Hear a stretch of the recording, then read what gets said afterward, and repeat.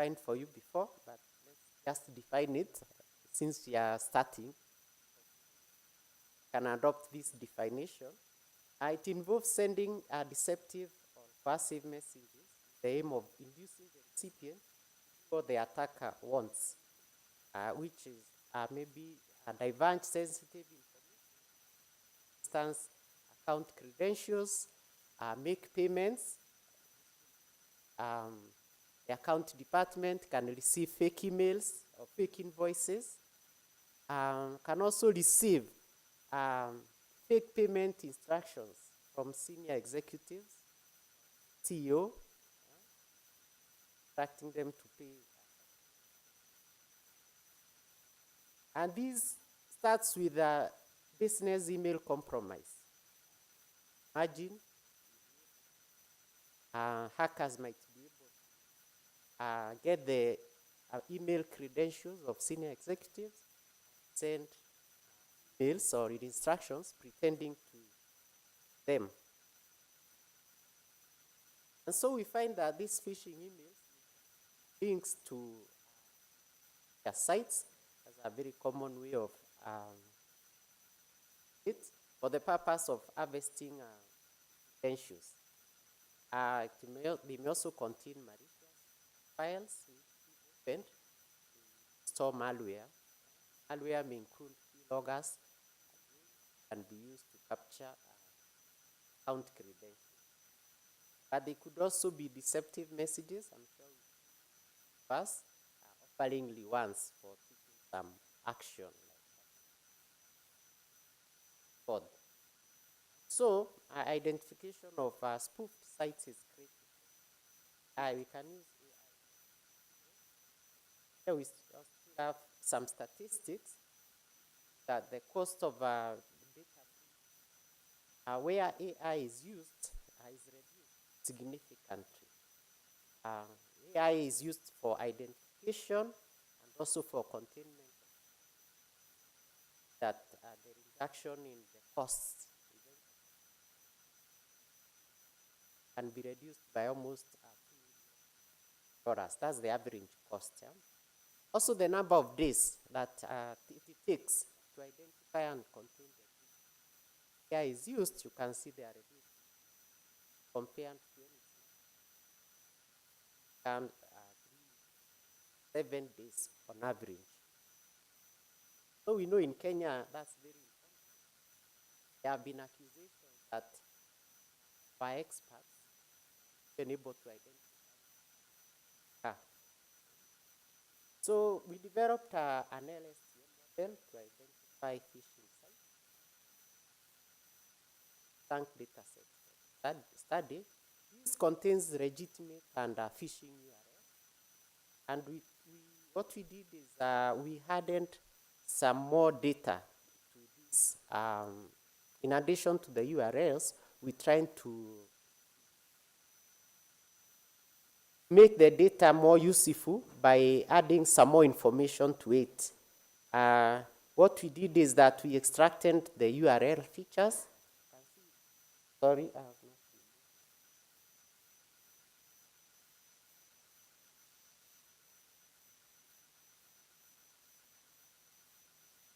the URL features were URL length, number of dots, number of hyphens, number of phishing ones, like account, login, number of @signs, number of equals, number of underscores, number of percent. If it was an IP address, URL depth, that's the number of forward slashes. Then the additional features we added, we contacted the US server and for domain name information. So one of the things we are looking at is if we were getting any information from the US server, we're also getting the domain age, also getting the domain expiration period that is remaining. We also scraped the sites using the URLs, and we got information including number of iframes, number of forms, number of input fields, number of scripts, that's JavaScripts, number of external scripts, that's for pointing to external sites, number of internal scripts.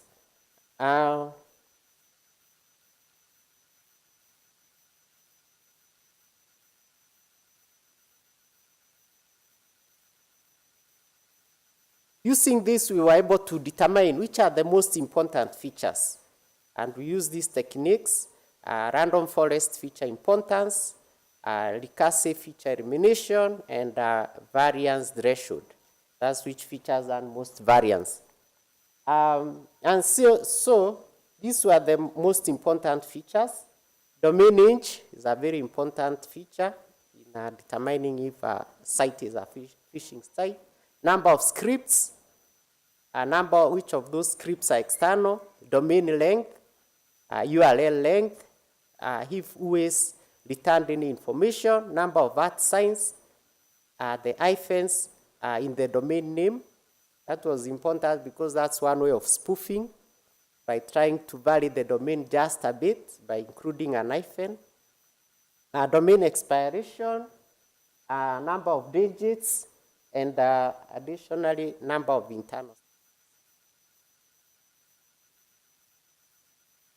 And our model was able to perform quite well with an accuracy, you can see, of 96%, precision 97%, recall 95%, and an F1 score of 96%. And ultimately, we built a Chrome extension, which can tell you if your website is a phishing website or not. You can see there. It tells you if your the site is legitimate. It's a plugin for Chrome.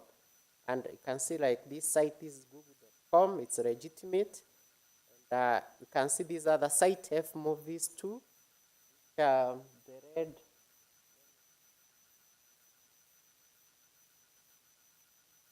red part there is our way of telling you that the site is illegitimate, or rather a phishing site. Before I conclude, I would like to add other ways that you can use AI for cybersecurity. You can see you can use it to detect abnormal traffic using algorithms such as dbScan, and also abnormal usage patterns, and also abnormal keystroke patterns. You can also use it for classification. For classification, there are many things. You know, cybersecurity is not just about data theft. Even things like hate speech are also considered part of cyber crimes. Hate speech, cyberbullying, child sexual prediction, fake images, private data. You classify if data that you maybe want to share is private or not, or contains personally identifiable information. Of course, malware detection, we know that, also fraud detection. Then AI is also applicable, can be used to plug the gap in cybersecurity skills. In other words, a cybersecurity expert can learn more using from Gen AI tools. Can also be used to generate attack scenarios for simulation purposes. Unfortunately, it can also be used to generate malicious phishing messages that look more authentic. We can also use it for clustering.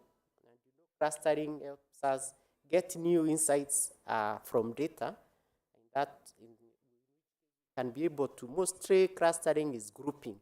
And in grouping, we can see if there are new usage patterns, or usage patterns that are unusual. Not only can they call them anomalies, we can see which groups of usage patterns exist and what are their common characteristics. And so those are ways that we can use AI.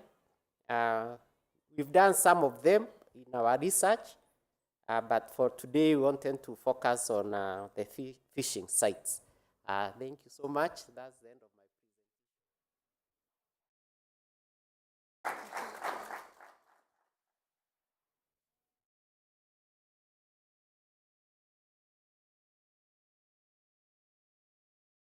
We'll pick questions after the second speaker. If you have any questions for Dr. you can just have them with you. So before I invite the next speaker, let me give you a little bit of insights. So basically, some people think artificial intelligence is robotics. Right? You see robots, you think that is just what AI is. Now, robotics is just basically a subset of artificial intelligence. We have got other things. Some of the things that Dr. was mentioning, right? Neural networks, of course. We have got deep learning, machine learning, other things for that matter. So artificial intelligence is a very broad field that has all these aspects in them. Before then, I wanted to tell you something that has been bothering me. So I was forced by someone to accommodate a pet. So I have a cat, and I have to pay monthly for that guy. I have to feed that guy. As if that is not better, the guy is not paying bills, the house, and as if it's not better again, the guy has 9 lives. Some people or some things are lucky in this life. So, ladies and gentlemen, I want to be able to introduce Dr. Tamrat Asfo. Comes from the US, and he is a senior principal and managing director at Highland Peak Consulting, a strategic partner of RevTech Solution, and he has over 20 years of knowledge in multidisciplinary experience in planning and designing of complex systems across IT, cybersecurity, telecom, and critical infrastructure environment. Help me welcome Dr. Tamrat for his presentation.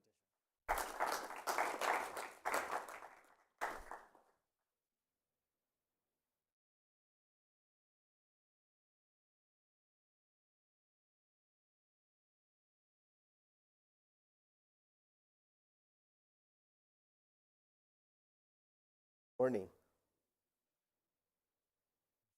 Lights are up again. Thank you. So,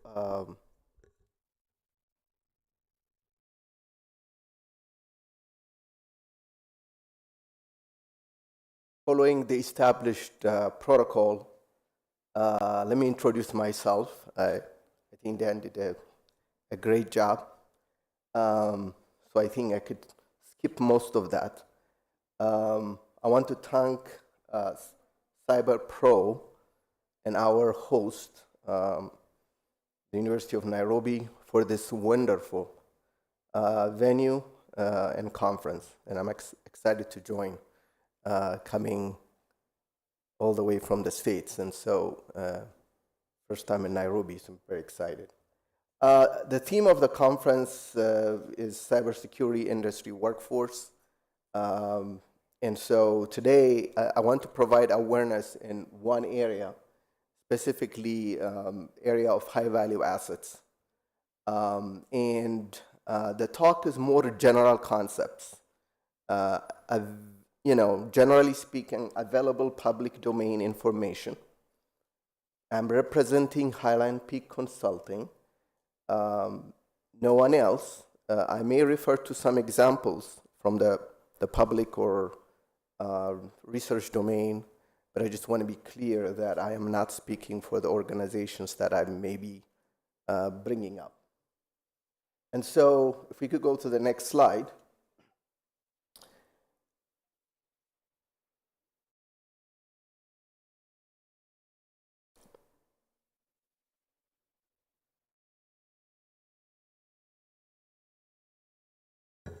Oh.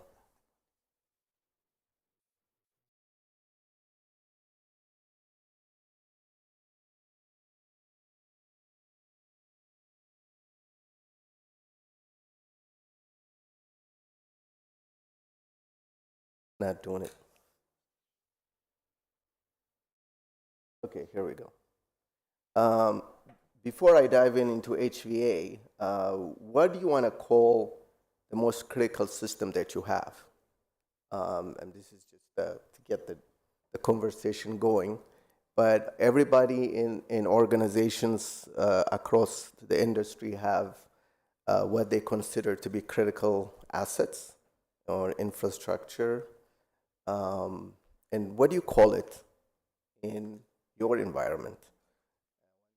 I want you to ask yourselves, do you call it crown jewels? Do you call it critical assets? One of the references that I included here called Managing Cyber Risk, it's a book you could get from Amazon, does a good job in painting cyber security, specifically managing cyber risk within the context of high value assets. After all, if your crown jewels, your high value assets are not protected and secure, they are not going to be, managing cyber risk is going to be very difficult to do, right? So I think, ask yourself, do you own a high value asset? So it's not surprising, but let me start with a little bit of introduction of high value assets. And the best definition, in my opinion, it's not surprising, comes from America's Cyber Defense Agency, CISA. And they define HVAs are those assets, federal information systems, information and data,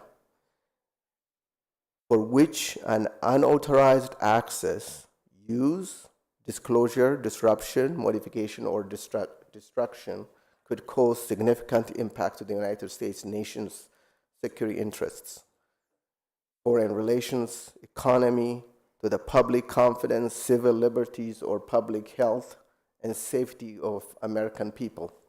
Now, this definition, I have it in the reference. I have an open link to the CIO.gov site.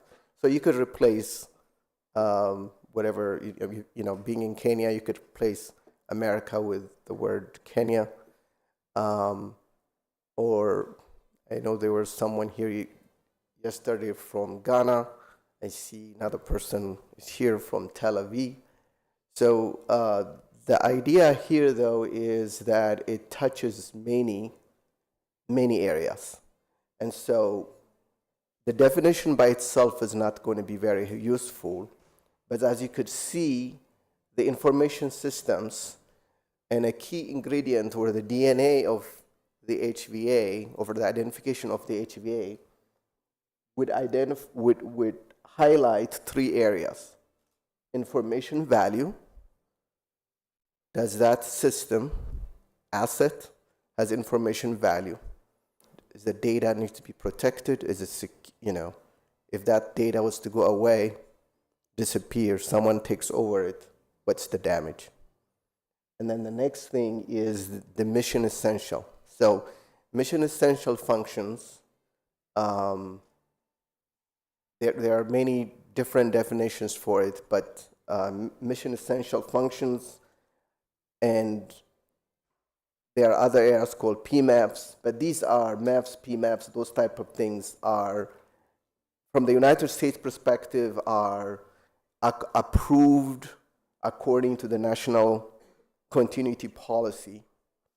And so it's something that touches into the resilience, maintaining security in those aspects. So I think that's a key ingredient. So in this definition then, and the final one, I think the federal civilian enterprise essential is a designation by an authority that specifically says this is a critical system and has the backing to do it and the authority to designate it.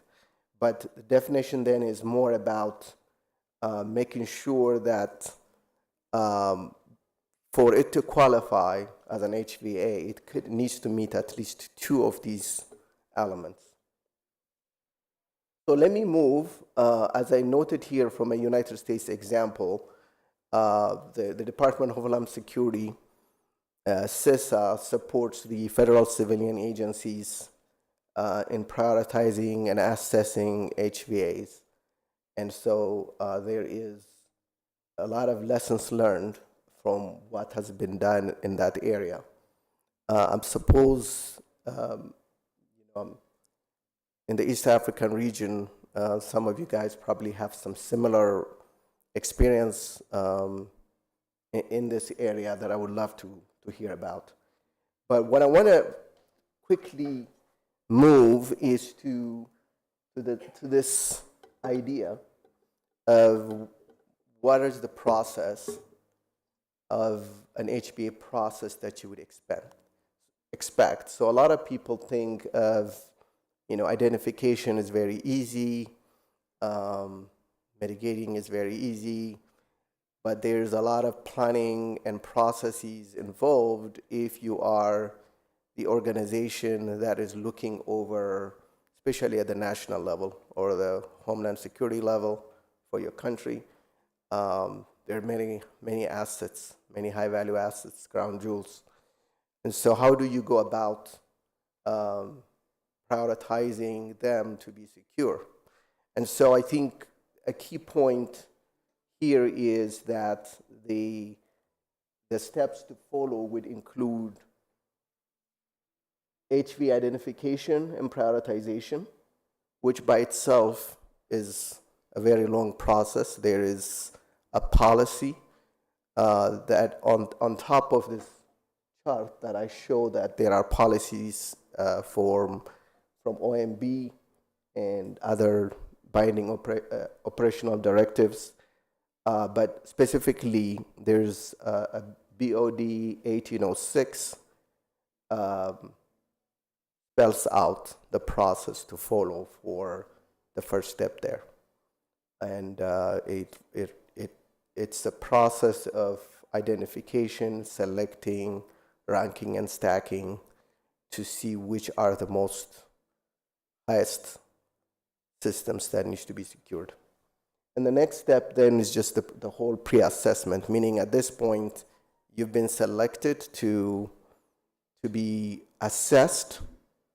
In the United States government, typically the clients that I've worked with, they don't like to use the word audit.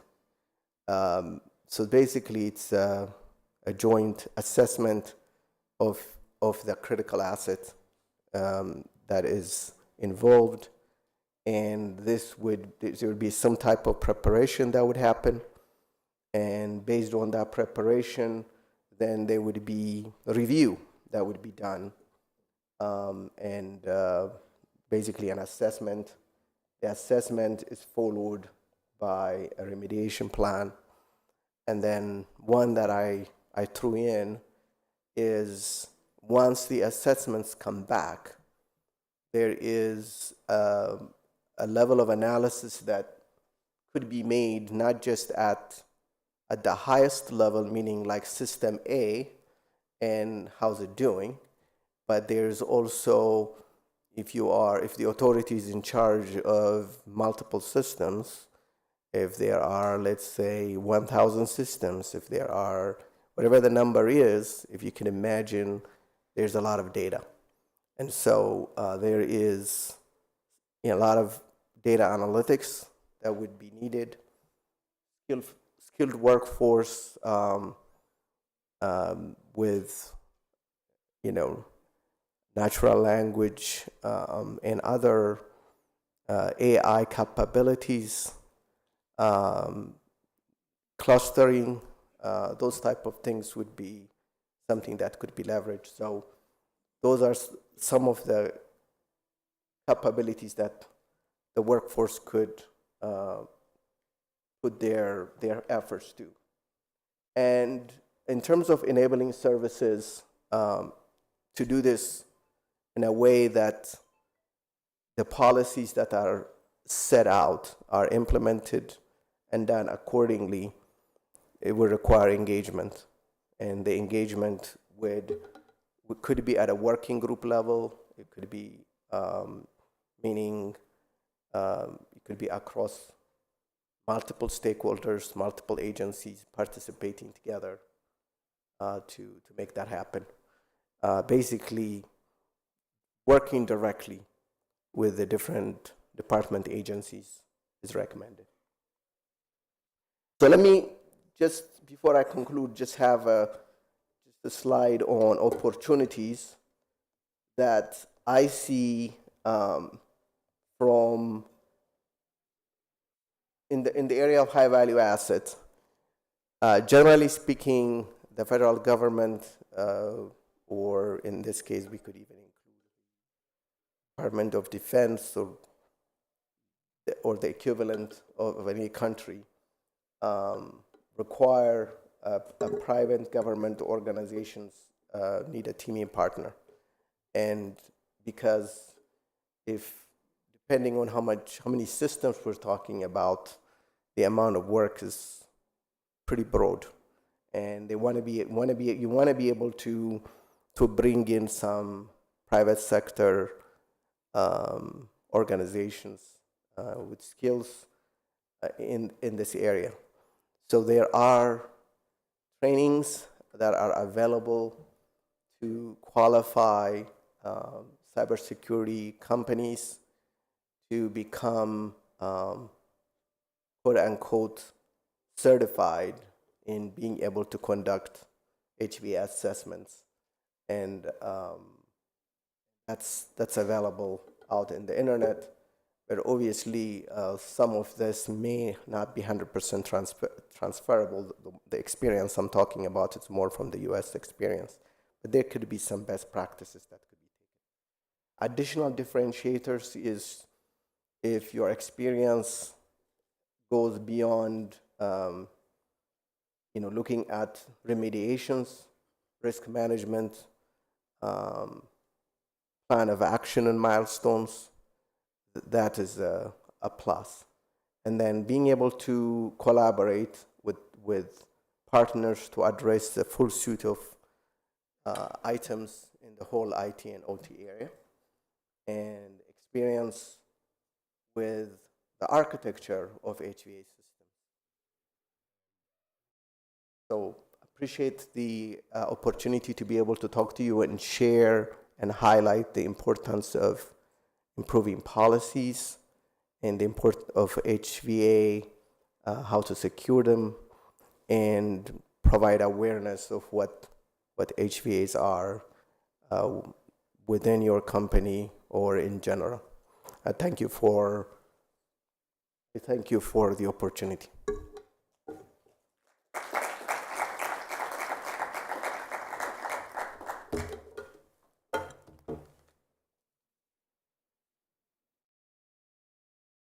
Wow, so I think we can see that most of the speakers coming up here, they can't fail to mention artificial intelligence, which means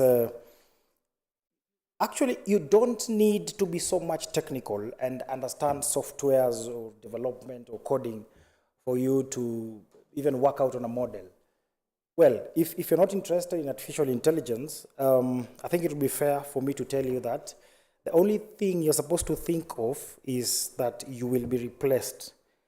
Because let me quote somebody who said, AI is not going to replace human beings, but people with AI are going to replace people without AI. So it is on a very high note that at least all of us should be aware of what artificial intelligence is and how to work around it. Because basically, artificial intelligence is the ability to be able to create machines or have machines that either have the intelligence of a human being or more than that. As Dr. Miriti was presenting before, he happened to mention an accuracy of 96%. Recently, I was creating a model as CyberPro. We were creating a model to be able to predict cybersecurity incidents. with machine learning, and it hit only 90, and we were very happy of the accuracy. But from the look of things, I think we need to do better. So I'll come back to you, Dr. Miriti, later on for that. Ladies and gentlemen, there is another speaker, a well-renowned guy in the industry that I want you to help me introduce. This gentleman is a solution architect in a company called Gulf IT in the Sub-Saharan Africa, with over 10 years of experience on advanced enterprise security solution from top vendors on NGFW, SD1, SIM, PAN, security validation, API security, data privacy and classification, patch solution, both on the partner and distribution space. Ladies and gentlemen, help me welcome Mr. Owino Derrick.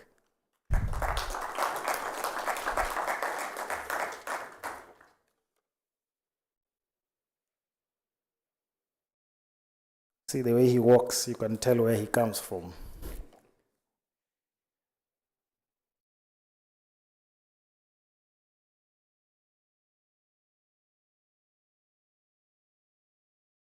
All protocols observed. Once again, good morning. And to the Super MC, you already make me feel like a professor. So as we wait, the slides are already up, thank you. So my name is Derrick Owino. I've been in the industry. I see some people we've worked with in different capacities. And there's this topic that we've been talking today. And to the first speaker, again, Dr. Hari, thank you very much. You touched points that would be part of the solution I'm going to talk about today. And thank you very much. So security in depth is not only about how do we secure it. So we have different institutions. We have your Gartners will be telling you about your fabric today. They'll be telling you about thousands of solutions. Again, the first problem was, do they integrate together? Yes. We can now integrate them together. Can they work together? Yes. Now the next question comes, do you even know if they're working?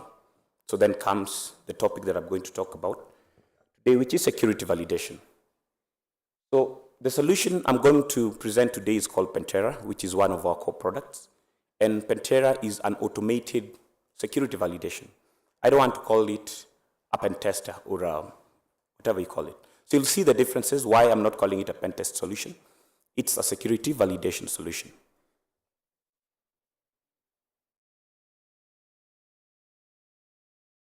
So just give a brief history about Pentera. Pentera is not a very old technology. I call it a Gen Z, so we solve the old problems. So Pentera was founded in the year 2015, and as you can see, Pentera today has already over 400 employees. And these 400 employees are, being a core tech company, these are guys that sit with you. We actually make sure we design these solutions with you and just make sure you get value for your money. So straight away you can see we have like your Blackstones already. We are talking about in trillions of dollar companies already investing in the technology. And we already passed $100+ million in terms of funding.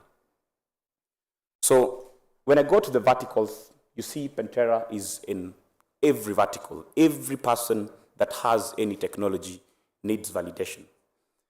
But then how do we do our validation? We do pen tests.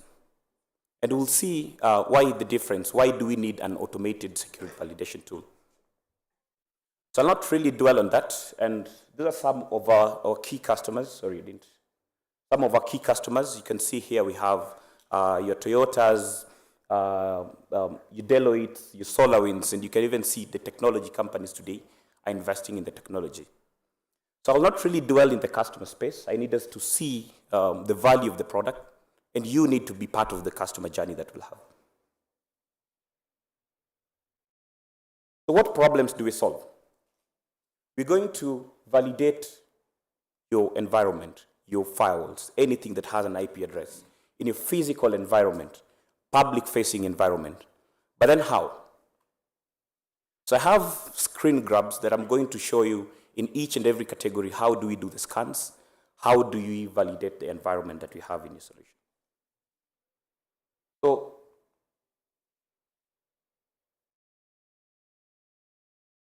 So you'll see today you'll have your endpoint securities, you'll have your EDRs, your XDRs, you have your SIEM, you have your SOAR, name it, you have your remote access, you have your firewalls. But then the next question is, what if somebody was to get into your environment? Do you even, are you even worried of the ifs? Because it's just a matter of some time that they will come into your environment. Again, gone are the days where only the BFSIs, that is the banking, finance, and circles, where we only see in terms of attacks. And again, some of you will tell me even universities have been attacked, and we saw that in the previous few months or quarters. But then they also do validation. But how do they do validation? You do a pen test. But what is a pen test? So you're going to come to environment today, quarterly, maybe yearly, maybe you don't have budgets. So it will be like that joke that I always have, that we even validate the amount of fish, for example, that we have. What about your environment? Okay? So straight away, I'll dive into the technology. So this is just a highlight of, in terms of vulnerabilities that we have yearly. So we have at least 15,000 vulnerabilities that we have every year. But you see, the year might start in August, it can start in October. You might have done your pen test previous years, a few months ago. But what about the new threats that you have in your environment? Now, this is the funny part. Only 5% of the exploits are actively used by the attackers. So just imagine out of 15,000, 5%, mathematicians in the room, I'm sure you already did that. Now, only 1% of the security vulnerabilities are actively exploited by ransomware groups. So just to give a brief highlight, so ransomware is part of the zero-day threats that we have in the environment. And this is key. So we say ransomware, we don't even say zero-day threats, because that is the language we understand. So basically, firewalls and all your security tools, how they work is very simple. They work against signatures. But what about their non-signatures? That's why we call them zero-day threats. And we'll see how do we mitigate those with Pantera. So just to be clear again, the topic is security in depth. And remember, Pantera is not a security tool. Pantera validates the security that you have in your environment. And we'll see why do you need to validate, and at times you need to buy technology. So we have three main solutions. So one is the Pantera Core, Pantera Cloud, and Surface. So what is Pantera Core? So Pantera Core, we have a solution where we are going to validate each and every thing that has an IP address. We call them assets that you have in your environment. So these would be virtual environment. These would be your physical servers, your you name it, your IP, your printers, anything that has an IP address. So anything that has an IP address is exploitable. And we'll come again to the IoT, which the presenter that we had yesterday talked about it. How do we mitigate the threats of the IoT and the OT devices? So then we have the cloud. So Pantera Cloud basically does each and every thing that you have with the core. So like the core is going to scan your environment, show you the vulnerabilities that I'm going to go to the next few slides to show you a simple scan, how we have something called a lateral movement and a kill chain. Then we have Surface. So Surface is not very new, and some of the technology is also doing it. So in Pantera Surface, basically, we're going to protect, or rather scan and give you vulnerabilities of any public-facing IPs that you have, where we just need your domain. So once we're going to have the domain in the platform, we're going to start active scan. We're going to look for compromised credentials from whatever web we have. Some call it dark web, name it. So all these three solutions have different modules. So we can see, like, one is called the credential exposure. So credentials have become a problem. I think if I can attest, 80% here they only know their Gmail password, where when you lose that device, it asks you for the second device to authenticate. But then how do you authenticate? Credentials are very dangerous to an extent where you're going to share your Netflix password to your friend, to your brother, because he's your brother. But you always forget the password you shared is what you use for backing up your contacts and everything. Think about it. It is the same password. But then, if you lose the password, if you lose data, how are you going to sue Netflix? No. So credentials are very key, and we're going to see how do we now use this module to mitigate those threats. So there's a ransomware ready module. So the ransomware module is where now we're going to look at how can we emulate a ransomware attack. So remember Pantera, as we're going to see, Pantera is works in the live environment in a safe way.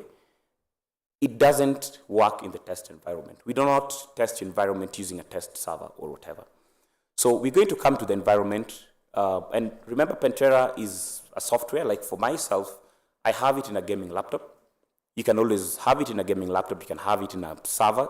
So the reason I'm talking about a gaming laptop, because we need resources, and those resources we need some processors, the GPUs. So you can see for the cloud, we support AWS, we have Azure. So on the network side, we support your Linux, your Mac OS, and also your Windows platforms, which is the main OSs that we use in the environment today. So quickly, I'll dive into the interface. So this is a simple scan. So I'll come to your environment, for example. When we're doing this, when we're showcasing, we're doing something, a POV, a proof of value, or a POC, for example. I'll just basically come with the laptop in your environment. And remember, Pantera is agentless. You didn't need to install any agent in any of your endpoints or your devices. So from this scan is an example of one of the customers that we've deployed. So I just took a few screenshots. Do not mind if you see me graying out some of the areas. So this is something we call a kill chain. And remember, this is a user environment. So the user environment, we're just going to plug in Pantera. And again, Pantera's role is not to come and crack your passwords. We're just showing the power of Pantera. So once we scan your environment, it's going to show you, one, the leaked credentials, that is from the Pantera surface. And now the beauty, we can now correlate what we have scanned from the Pantera surface, which are leaked credentials on the dark web, in your internal environment too. If you look at this kill attack chain, it's a very long, you can see the very many dotted from, it comes from a 1.0 up to by the time it emulates an attack. So just zoom it a bit. You can see when you zoom it a bit, you can go to exact detail, and Pantera will tell you how did we get into environment? How did we get the password? For instance, in this example, a user was trying to log in via RDP. But what does RBT when you're doing your remote desktop do? You're going to enter your domain / your username and password. But what happens most of the time? We never forget our passwords, but we never know whether it's a /, it's a /, name it. But by the time your server will prompt you to log in, what do? You enter your password, say okay, then it will fail. Invalid username or password. But remember, you just entered the right password. So Pantera at this moment can see your password. It will act as a man in the middle. And we have mitigation threats. You can see, now we're going to see how Pantera will tell you how to select whatever server you have, not to have this kind of challenge. Now, Pantera doesn't stop there once it gets your password. And remember, it's not a brute force attack. Remember, we said we're doing this in a live environment in a safe way. So we're doing a reverse hash. So once we can see a hash, we'll do a reverse hash, and immediately we can see the password in clear text. But the Pantera doesn't end there. Now, the next thing Pantera will do, like a normal hacker. Now remember, when you're doing your settings for be it the Pantera core or the Pantera cloud, you can have these Pantera act as a very mature hacker or a very noisy hacker where they touch on everything and you see all your security tools will always be catching Pantera trying to do something. But when you have Pantera act very silently, it will be like this one hacker where once we get the password, what do we do next? And on this emulation, you can see the kill chain. It goes all the way until it emulates a ransomware attack. Now, Pantera doesn't end there.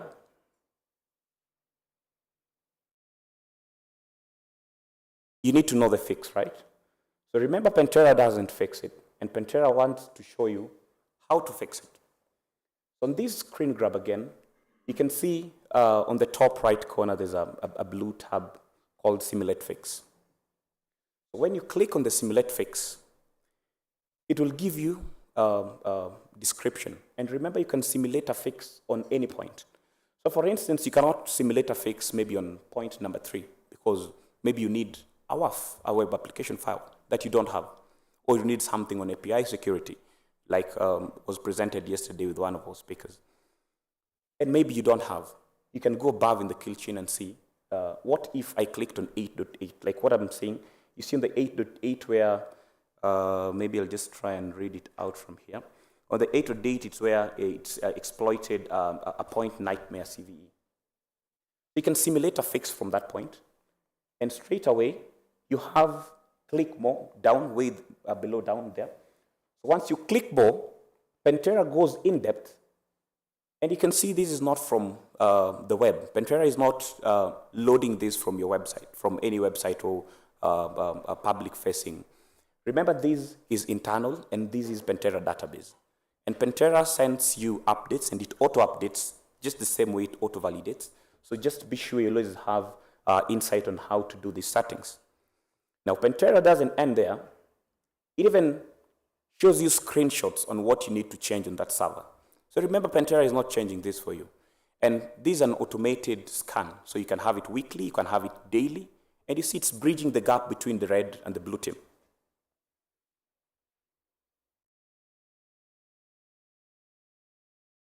So what are we saying?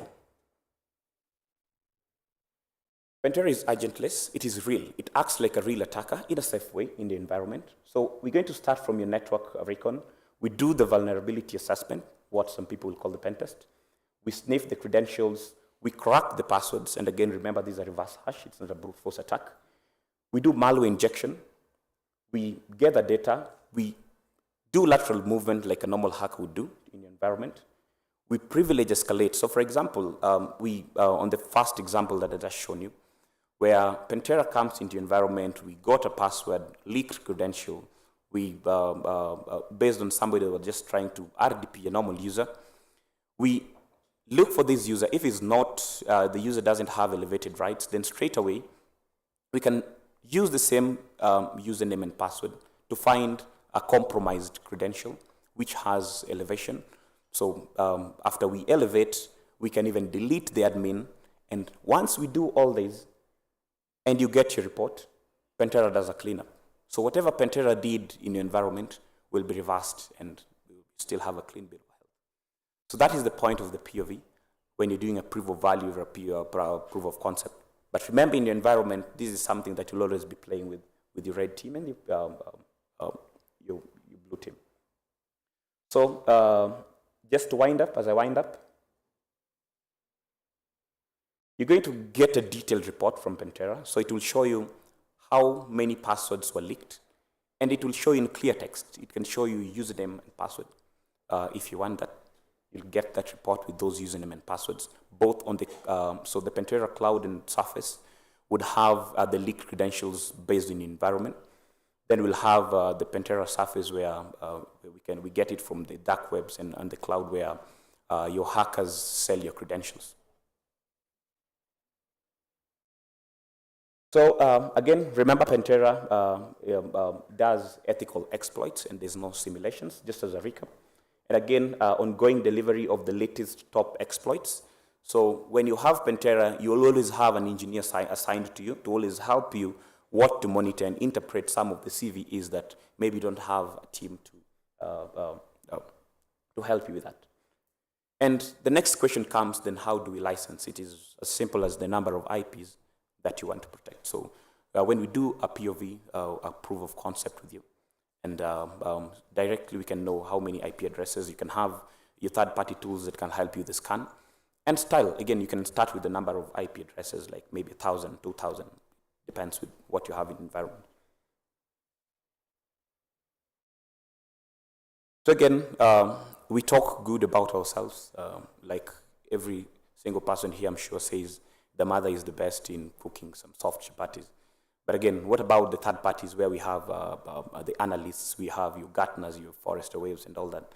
So again, we lead in this space. So take your time, read the reports. If you need any information on Pentera, an in-depth presentation you need to see there is work in your environment, please always reach out to our partners, CyberPro, and we can always be very obliged to walk the journey with you. So I'm sure maybe questions will come later. So if you have, and that was my time. Thank you very much.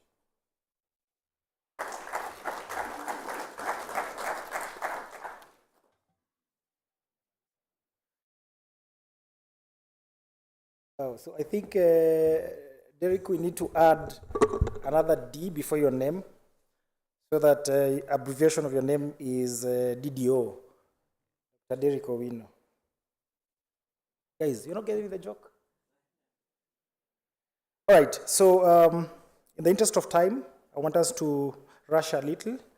I want to invite somebody who has traveled all the way to Kenya from Ghana, Mr. Kujo Theophilus, to have a speech from the Parliament of Ghana addressed to Cyberweek. We are Cyberweek, you and I, we are Cyberweek.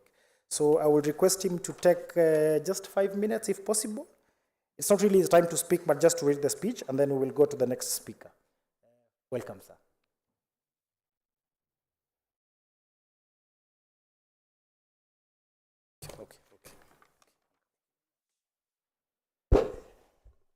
Okay. Good morning, everyone.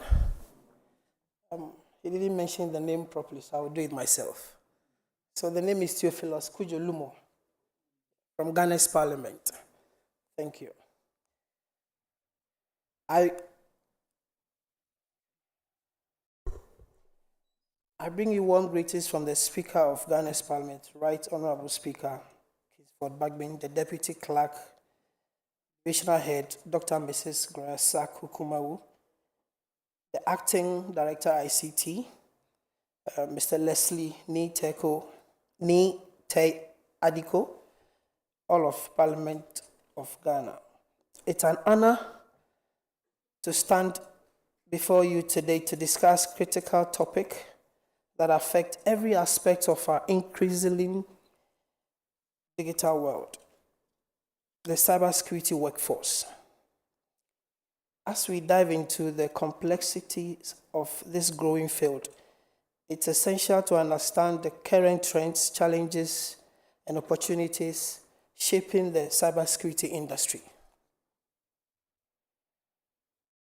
Cybersecurity states of the industry. The cybersecurity landscape is changing rapidly, with cyber attacks becoming more frequent, sophisticated, and damaging. Global cybercrime costs are projected to reach 10.5 trillion annually by 2025, affecting every industry from finance to healthcare.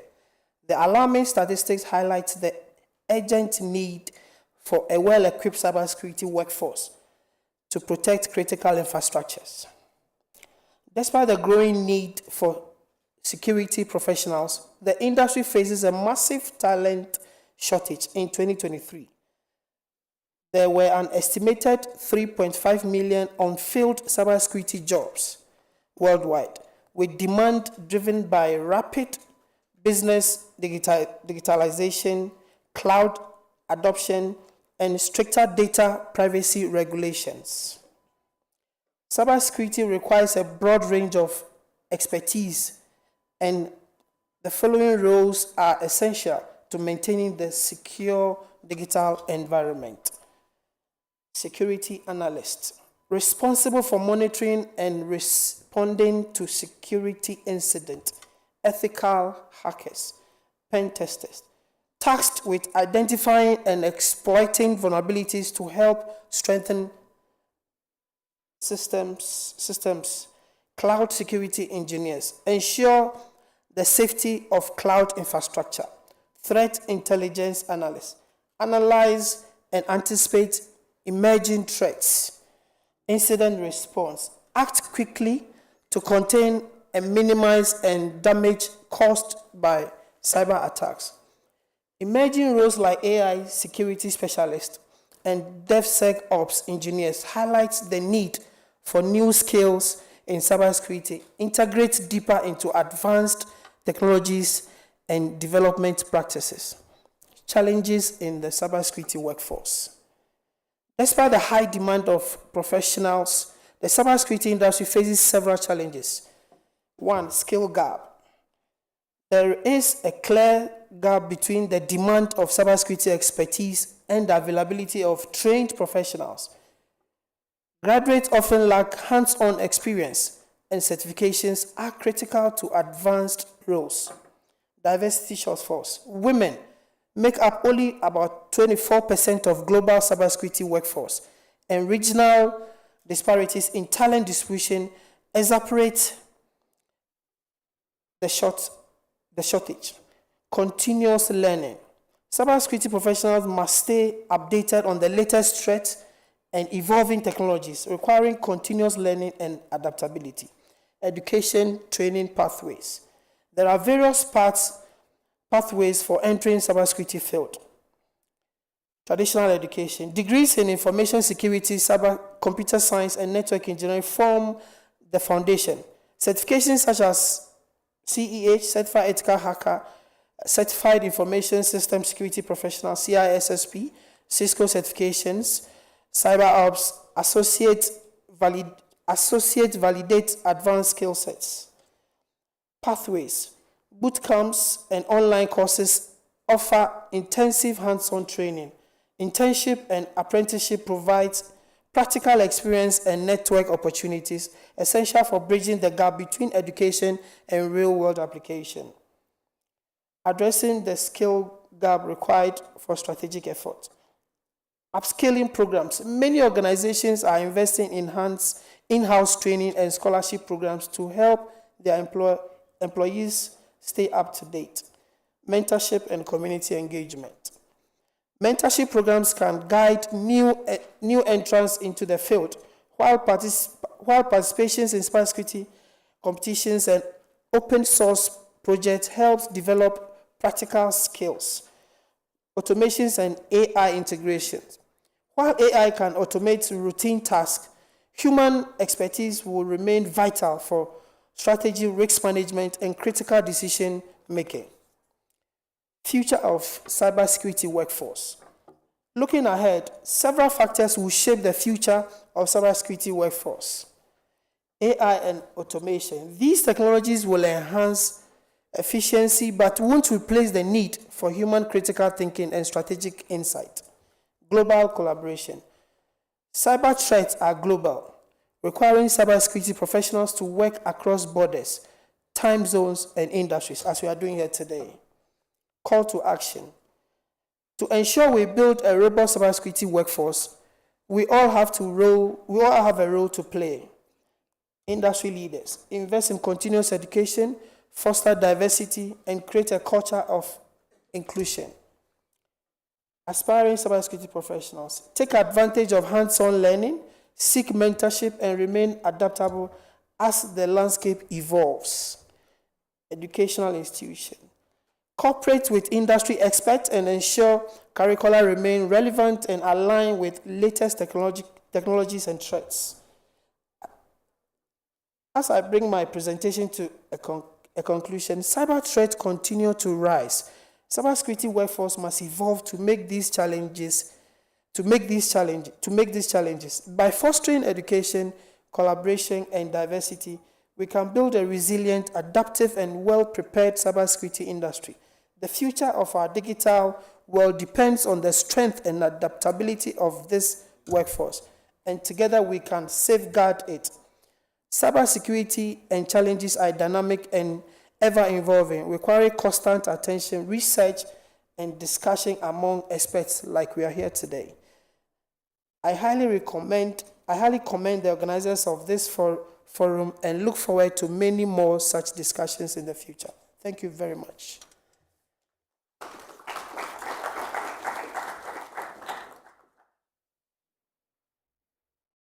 Thank you so much, Parliament of Ghana, for the message. The message is well received.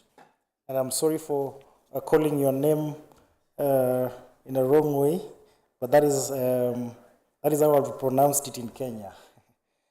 All right, Sindio guys. All right, so I'm going to take only 2 questions, and then the other questions we can do them later on because we're a little bit out of the time. That is in case we do have a question. Please, let's have a mic here. 1, 2. Okay. Mic. So only 2 questions.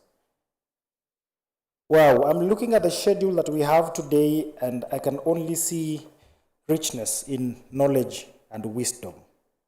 And please remind me to tell you why I've said richness by welcoming the next speaker who will be coming on stage.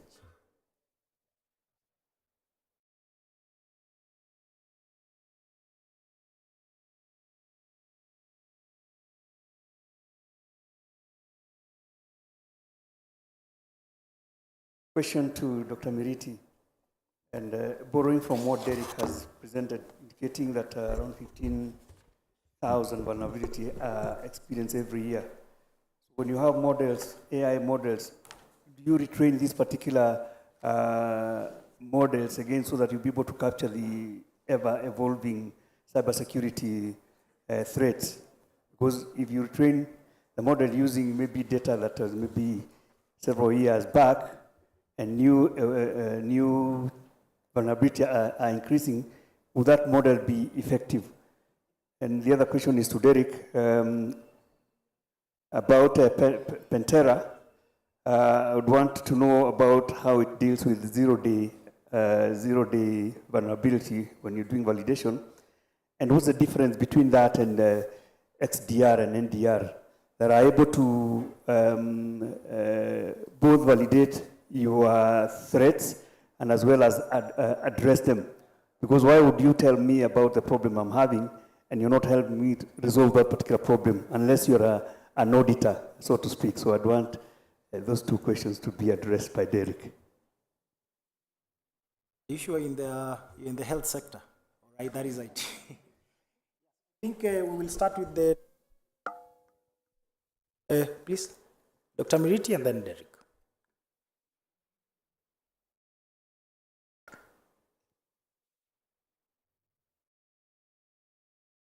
Thank you, Dr. Kamau. As you know, yeah, there's something called concept drift, where the concepts that a model was trained on are no longer valid or are no longer applicable. So, of course, you have to retrain. The question is, where do you get new data? The new data, you can get it, first of all, we can have collaborations, data, but you can also have it from anomaly detection. When we talk of anomaly detection being one of the techniques, is because it's supposed to detect any new techniques that or any new threats or emerging patterns that may not have been captured in your previous solutions. So these are emerging patterns. Then you are supposed to decide if they present new or emerging threats. And this you can add them to your training data. So definitely you need to be that you have to have continuous improvement. Thank you, sir, for that. Derek?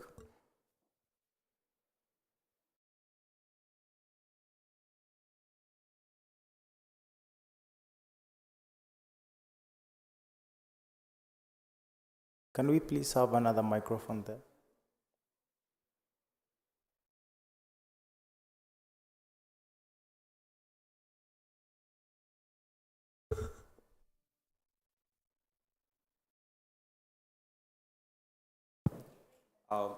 So, like what just happened is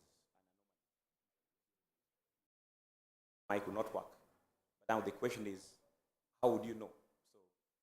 So, Look at Pantera today, just to clarify, Pantera is not a security tool, it's a security validation tool.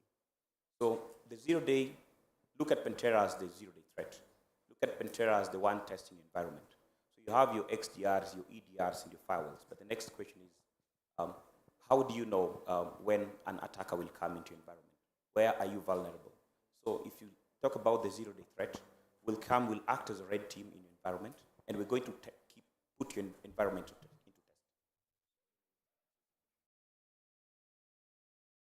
Okay, thank you so much, Derek, for responding to that. Now, in the interest of time, I want us to go to the next speaker. But in case you have all the questions, just have them with you. We will be able to have another session for Q&A, and I'm sure the speakers will still be around. So, ladies and gentlemen, remember I told you to remind me why I said richness.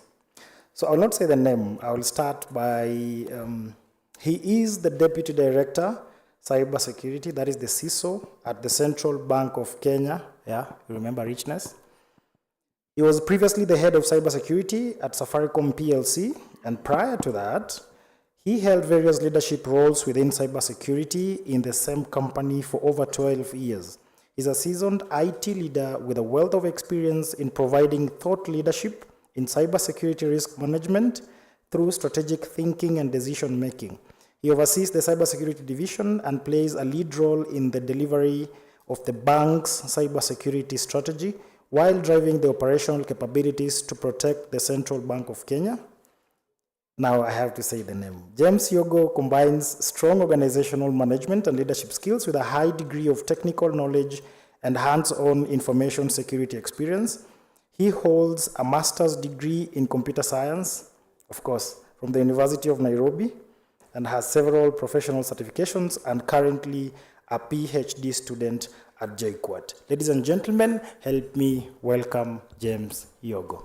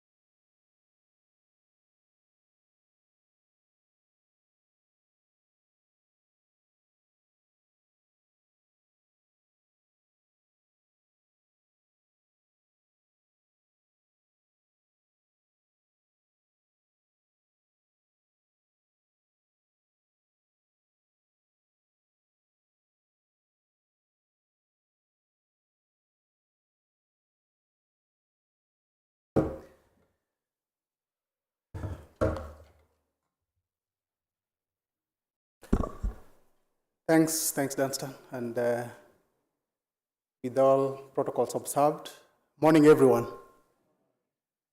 Yes, so we'll just quickly start. I think they were testing my BCP, and I can tell you I was ready. I was just counting on my SLA. Then I kickstart the discussion without that, but thanks to the team. All right, so today we'll quickly just get to tackle a bit on cybersecurity risk management. And I know within the room I have the academia. I have Dr. Meriti, who was my lecturer at Nairobi University. Thanks so much, Dr. I would like to inform you that I'm right behind you, closely following in your footsteps. Yeah, and sooner or later we'll be there, right? But today I think my presentation is more inclined towards industry. If only I knew there was a bit around academia, then I would have spent a bit of my slides. I would have presented a milestone here, just for me to see if that will help me move to the next level, right? Otherwise, thanks, team. So let me just remind you, I don't know how many of us within the room remember this bout. Thank you. The reason why I choose on this specific bout, right, is that it was the most paid bouts in history. And as he said, the contestants here are Mayweather versus money, right? It was a serious one for those who watched, right? And we are saying from statistics that one of the fighters here was an offensive monster, right? And destroyed legions, right? And others, and the other was a defensive genius and ended his career undefeated, right? We are again reminded that Mayweather, for that specific bout, right, landed 34% of his total punches versus 18% for money, right? We are told, right, that his power shots were less frequent but very effective, right? Reason for that is that he ducked and dodged everyone who posed a serious threat to him, right? That was Mayweather, 50-0, right? So one of the things we pick from that, as we speak, when we look at the wider cybersecurity landscape, right, and digitization or digital transformation, right? From where we sit as cyber specialists, it's more or less a cat and mouse game. More or less a cat and mouse game.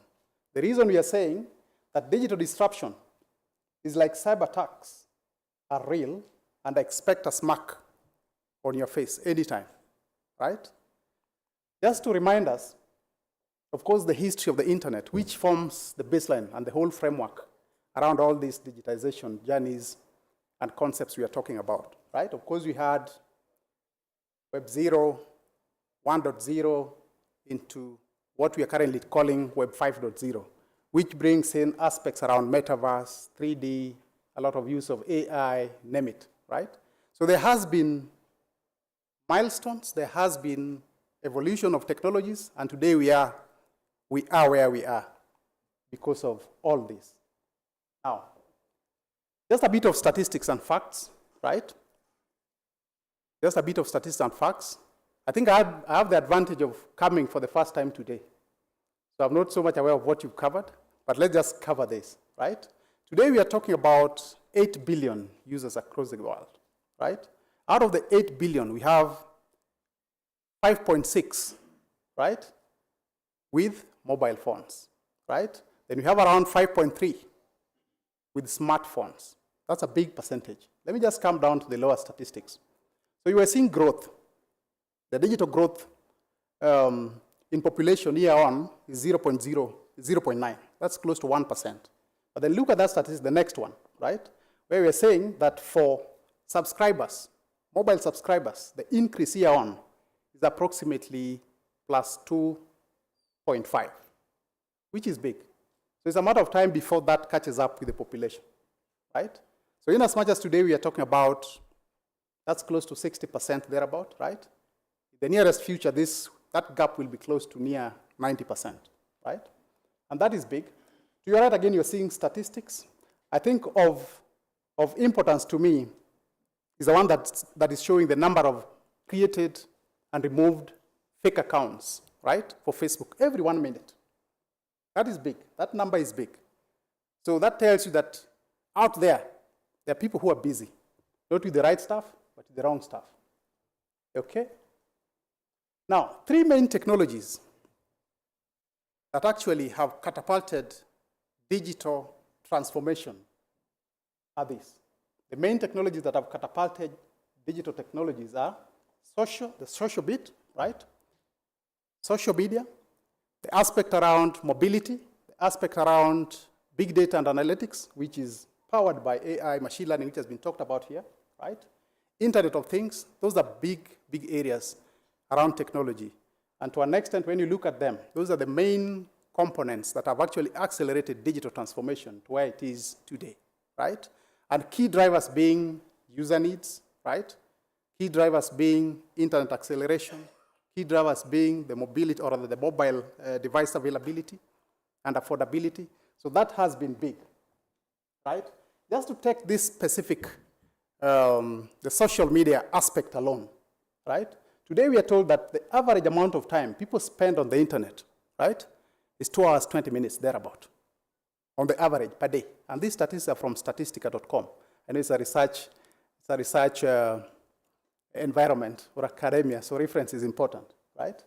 And Facebook logins every minute is close to 1 million, right?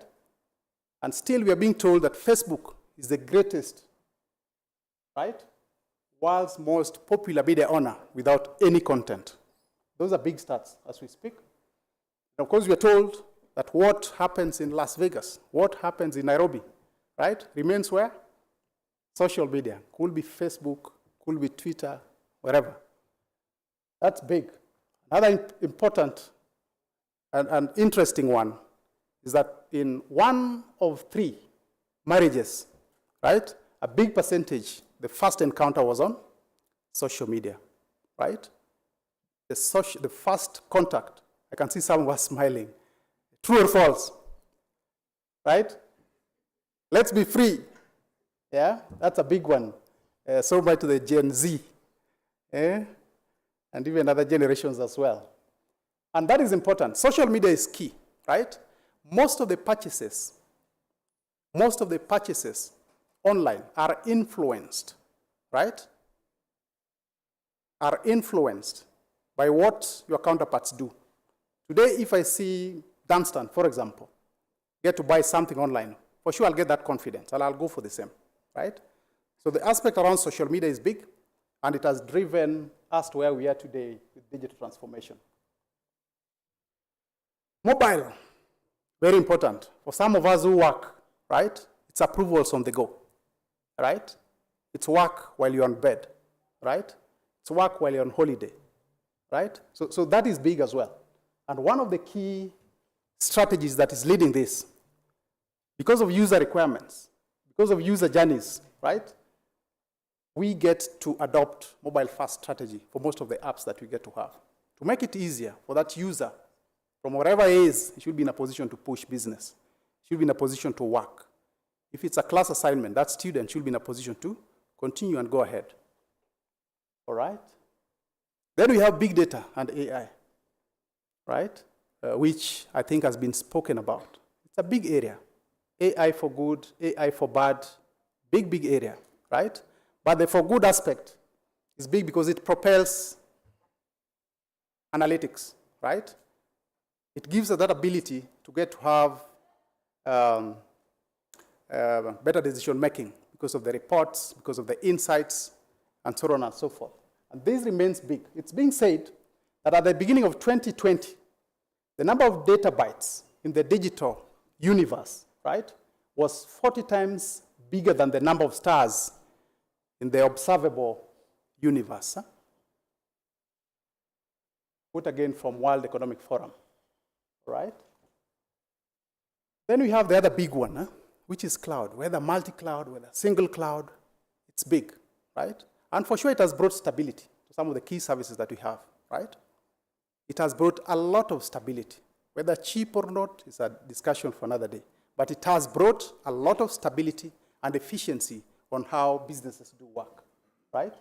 And we're being told, of course, that 82% are adopting hybrid for reasons that we may be aware of, right? And of course, key concerns around cloud, even internally within Kenya, is on privacy and data protection. That is big. It gets to help you determine how easy it is for you to move from your on-prem to the cloud. More so when you're talking about PII. At what point do you get the go-ahead, right? Or do you get to comply to the local regulations? So much for this country, and even GDPR as well, for those who are touched. All right, Internet of Things sounds new, but not new. It has been there with us, right? Since 1982. Coca-Cola did the first POC, or proof of concept, very many years ago, right? But today, as we speak, it's driving quite a number of use cases. And some of them you can see down there, right? Smart homes, right? Smart retailing, smart supply chain, etc. All right? So with all this, right, what we are seeing is an increased digital attack surface. An increased digital attack surface. In as much as today we can approve on the go. In as much as today you can transact M-Pesa from wherever you are. You can pay your bills very early in the morning. You can pay your bills from wherever. You can pay an hostel bill right in the county from wherever you are, across the world. There are disadvantages to that. And that is what we are talking about today in terms of digital attack surface. And we are seeing, of course, when you talk about cyber, I don't know whether this had been cited before, but this is something that, to an extent, we saw crystallizing around 1971, right? And we are talking about the creeper, right? Developed in a lab, an educational lab like this, to an extent, right? So the guy did a very nice program that could actually get to replicate itself within the mainframes and leave a trail across, right? His colleagues, seeing a very interesting pattern, said, hey, let me do something as well, right? So I went ahead to create another program that could actually look for lack of a better word, right, the creeper and wipe off, right, or disable capabilities around moving from one mainframe to the other.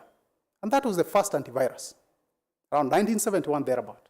But today, as we speak, a lot has happened. We've seen quite a number of milestones across, right? I know a lot has been mentioned here, but just to highlight, as we speak, of course, when you look at that scale, the sophistication level is growing higher by the day, right? The targeted assets or crown jewels, I know Professor talked about the same earlier, is also increasing, largely because of what I've spoken about, right? So we are seeing all that, right? Quite a number of 0 days has been mentioned earlier. Quite a number of APTs every now and again. We're seeing tens, right? Tens of ransomware every other minute, which is big and looks scary, right? Which is big and looks scary. I know some of us really are well aware of what is happening and are doing something. The reason that we just need to crystallize and get the best out of what we are doing. In terms of impact around cyber, has been big as well and continues to be big. First, of course, you expect direct costs, right? So in a case of a cyber incident, expect to pay that for professional services for investigations, right? If not to an external party, then it's your team spending time. And that is money, right? That is money. And I have examples there. Regulatory sanctions. I know in Kenya we have, I am seeing my good friend from NC4 here as well, Daktari. I guess we'll be talking about it. But when you talk about compliance as well, right? What is it that is required of you in a case of an incident, right? So there are aspects around regulations. Sanctions may come into place because of this as well, right? And that is big. And of course, there's aspect of loss of revenue for businesses that deal with money, right? We have indirect costs as well. Increased cyber insurance. In case you are on an insurance, just like any other insurance type, right? In case of an incident around cyber, the expectation is that in the next renewal, that should go higher, right? Because you're vulnerable, you are exposed, and you have to get to counter that before that comes down. Customer fraud, another big one. Yeah, class action lawsuit is another big one as well. But then we are also talking about intangible costs. Damage to brand is big. We've seen executive transitions before. And most of us are aware that today the person accountable around this, right, is the board and management. We've seen such happen, executive transitions. A good example is the Equifax one a few years ago, right? Merger values go down, right? So the brand beat is big. And just for me to quickly close on that. Now, for us to close in, for us to really get to close in, resilience is needed, right? And for us to bring the aspect of resilience, just key concepts or key areas that should be key to us. The first is on governance, right? Getting management approvals, getting management buy-ins, having the right policies, having the right structures in place is big, right? All right? But even as we do that, there is need that you align to business needs. The second bit is risk assessments. Analyze these risks, analyze these threats. Out of that, do a proper plan of how to mitigate. But then again, another key concept that needs to be taken care of is integrating security with resilience, right from a process perspective, technology, and people. And so might the people bit. Very important, right? You can do everything you can with money. Buy all the technologies you can. I know one of us talked about defense in depth earlier. Buy all the technologies you can. The board can approve the money, right? But if you don't work on the people, then that remains a very, very big loophole. Okay. Then skill set, more so around the technologies we have all talked about, is important. Because again, you cannot get to protect what you have no idea about, right? You have to get some tips around the latest. For you to protect API security as an example, you have to know what API is and what it does. For you to protect big data or a data lake, you have to appreciate the concepts around big data and data analytics as well, right? Then the other big bit is readiness and flexibility. And that is the biggest. You have to be cyber ready, right? Your hygiene has to be proper. The same way every other morning you brush your shoes, you get to brush your teeth, you get to shower or freshen up. It's the same way we need to handle the cyberspace as well, right? So that is important. Incident response plan. Again, it said that for most institutions, it's just about time, right? So what you're doing about your management around cybersecurity incidents is big.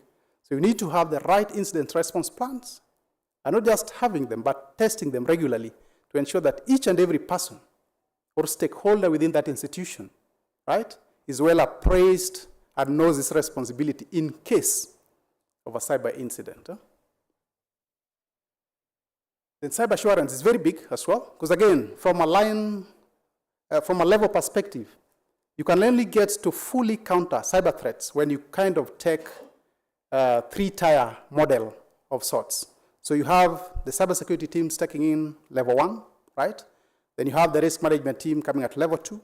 Then you have the third level by internal audit, which can play into external audits, which can also play into third party or independent audits, just to give you that fourth, fifth level of assurance around your deployments.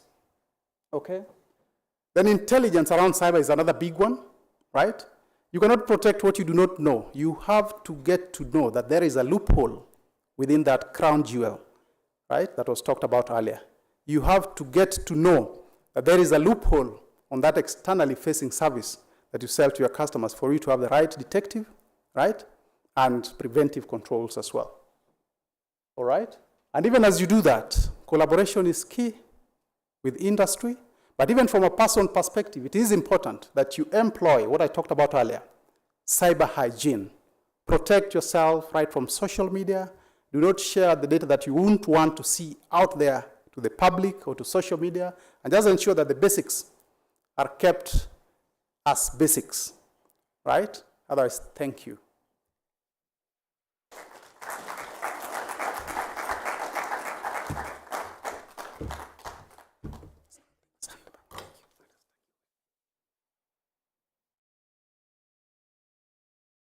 Thank you so much, JY, for that. His close friends call him JY. Please allow me to call you JY for the amazing presentation. Now, I want us to have one more item, and then we can break for tea. Just one more, in the interest of time. I would like us to have a panel discussion on cybersecurity industry workforce. And the panelists, we have Mr. Patrick Keegan from the judiciary. Please welcome to the stage. We have James Yogo, of course, karibu for the panel. We have Dr. Tamrat. Please welcome for the panel. Mr. Wanjala Bairam. If you're around, please welcome to the stage. We have got, now I'm afraid of calling that name, the Parliament of Ghana. Please welcome to the stage. Derek, DDO, I'm manifesting for you. Mr. Wino Derek, please welcome to the stage. And finally, we have Dr. David Njoga. Please welcome to the panel discussion. And last but not least, I want to welcome the moderator for that session, Mr. Mwendo Benjamin. This is the last item, guys. Then we break for tea. Microphones? Can we please have microphones for the panelists?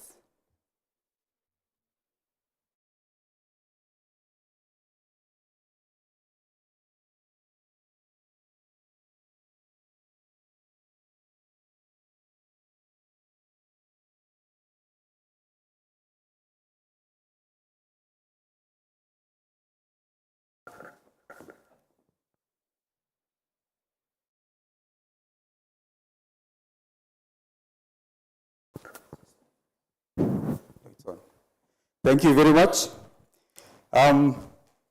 Cybersecurity industry workforce is actually the theme of our conference. And today we are glad to have all this talent from academia, industry, and government. We have students and lecturers and teachers. We have people who are not trained on cybersecurity, people who do not understand what is this cybersecurity we are talking about. The workforce. What is the workforce? Cybersecurity workforce. Now, I have a couple of questions which each speaker, it's an open mic. It's not, they are not technical. We just need to understand how we train, who gets trained, what they do, what is the responsibility of the industry, what is the responsibility of government, what is the responsibility of the industry in terms of industry workforce. And just to run through, what are cybersecurity jobs? That's question number one. Briefly, we'll go through them. And then there is cybersecurity can be difficult to teach in a classroom. How do we teach cybersecurity? We'll begin with our friend from Ghana. Thank you very much. I think that to understand the cybersecurity, you first need to understand the space you operate, the security that required you to get the space secured. If you have these focal points in mind, you will understand what the cybersecurity is. And then the training. There are a lot of courses out there. Depends on your interest first and what you intend to learn. If you look at cybersecurity today, we have a lot of people doing so many things, dependent on the interest you have, the background you have, and then the understanding. If you are into network security, there is an aspect for you to venture. If you're into application, there's an aspect for you to venture in terms of cybersecurity. So you can't have one person doing a whole lot for himself. You have to define your role, define your specialization, and then you build a skill set on it. Thank you. So, morning once again. So, on this question is a bit tricky, and I have different opinions on how to just answer this. So, one, if you're asking about how to train, what kind of, looks like what kind of a course you should be doing. So, one is training is broad. We do trainings, again, as vendors, as partners, as technology partners. We have institutions that do these trainings. We have them locally. Some needs to be done internationally. Again, we have on the go where you invest in a technology, you do the in-house training, then straight away you can come up to speed. Now, coming to that, that is always of interest to me has been, how do you advise somebody? I've got this question many times. My son needs to do IT. What should they do? So honestly, I would say our universities and learning institutions, thanks to Nairobi universities and all the mainstream universities that we have in the region. So they're now introducing a few curriculums like certification courses, which again, it doesn't end there. Like today, I will not say there's anybody in this room that would say they were born a security engineer. That would be a lie. So either you are the best networking guy then, or you are sacrificed by your company to do this so-called security job. Some, we would call ourselves security engineers, and the more you think you know, actually you notice you know nothing. So I'll always say, first of all, they have to pass through the learning institutions, have the common knowledge, know your ports, know the general security. And slowly by slowly, you can now then understand what you like. Some people would go into applications. Some people would go into networking, which definitely security will be unavoidable. And gone are the days where I get calls from home. You're in IT, they send me a phone that is broken. Myself, I have a broken phone. So yeah. So I think it's a wide topic, and as we go step by step, we always need to have more of these forums, thanks to CyberPro. So this kind of forums is where they need to get the direction, the kind of vendors that like. If I would give my voice to this discussion,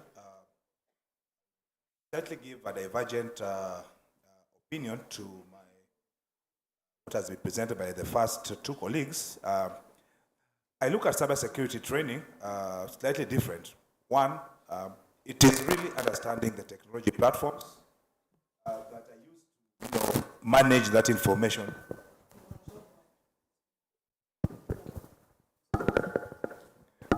Okay, so it is part of that, that initiative to understand the technology platforms, but also the business space which that technology is trying to enhance its business processes.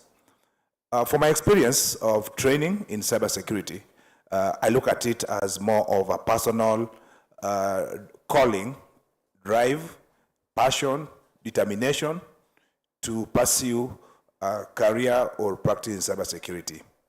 And above all, from where I sit, the towers of security, with the bird's eye view, we look at it that one more thing that needs to be blended, and that should come first, is ethics.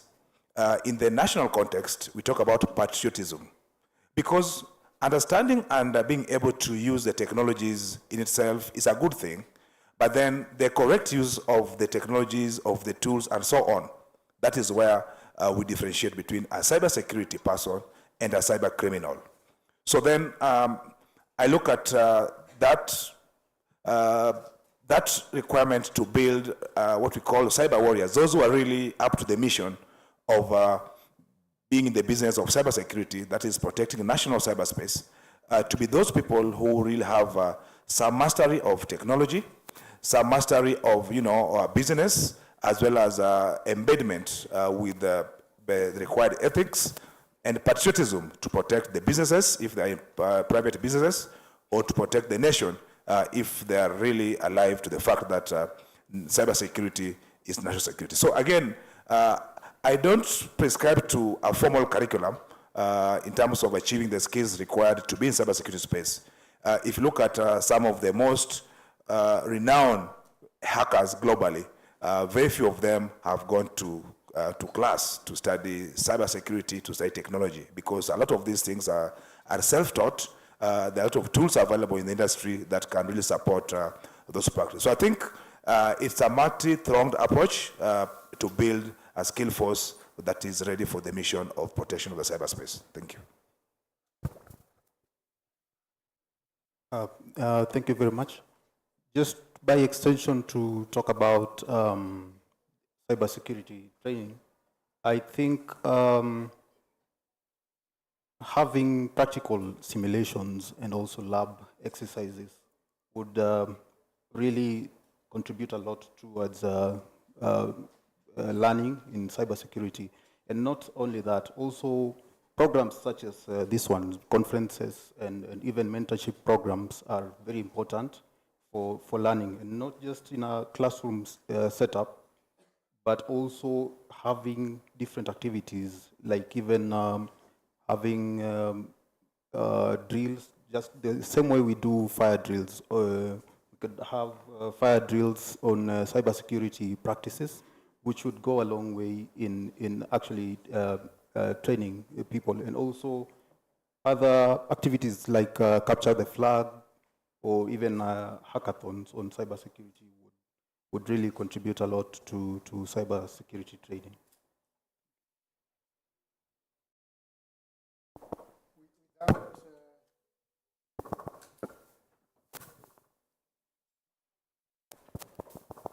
Without belaboring any point,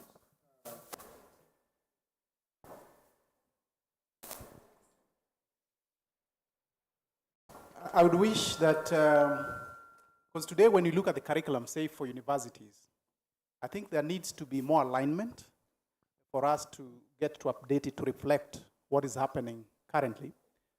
Of course, we appreciate some of the base units as an example, but I think there's room for alignment so much when it comes to what's happening in industry. That's one. But then secondly, when you talk about data sets, I know that's a big one, right?